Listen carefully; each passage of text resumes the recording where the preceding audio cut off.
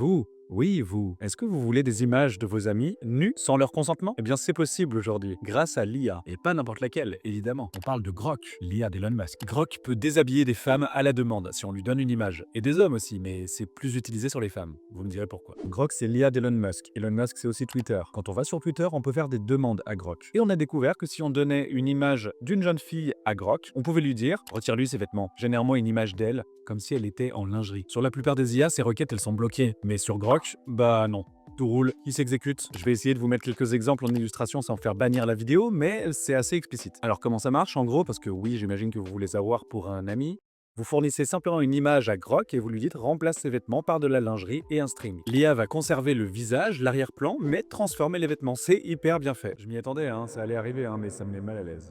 Et à l'heure où je tourne la vidéo, on peut toujours le faire, ça n'est pas interdit. Elon Musk se pose comme un grand défenseur de la liberté à tout prix, au risque de propager aussi le mal et la violence. Bref, vous me direz, Grok peut déshabiller tout le monde. On peut déshabiller les garçons et les femmes. On est tous dans le même bateau sur une mer de merde, vous me direz. Sur l'article que je lis actuellement, ils disent avoir essayé avec Eric Ciotti aussi, et ça a très bien fonctionné. Donc finalement, ça peut être un peu drôle quand même. Plus sérieusement, quand on se penche un peu dans les recherches, on se rend compte que c'est évidemment les femmes qui sont targetées, uniquement les femmes, et très souvent dans un but de les érotiser pour les humilier sous leur publication par exemple, en le postant en commentaire. Alors c'est Twitter, vous allez me dire, c'est la cour de récré, c'est le principe, c'est celui qui sera le plus drôle en étant le plus méchant, je connais. Mais là le sujet c'est la liberté accordée par Grok d'érotiser n'importe quelle image, de transformer n'importe quelle image en un contenu sexuel. Oui, il le permet, contrairement aux autres IA. Et c'est un grand point de fierté pour les utilisateurs de Grok. Et les défenseurs d'Elon Musk en fait, c'est les libertariens total. Et je serais curieux de savoir ce que vous en pensez en fait. Est-ce qu'il faut tout autoriser au risque de créer des situations de violence, de haine ou de harcèlement? Ou est-ce qu'il faut trouver un juste milieu en censurant, oui, le mot est là, un minimum certains contenus? Bref, c'est toujours le même paradoxe de la tolérance. Faut-il être tolérant avec les intolérants? Ou faut-il se pencher vers un despotisme bienveillant, comme l'appelait Platon?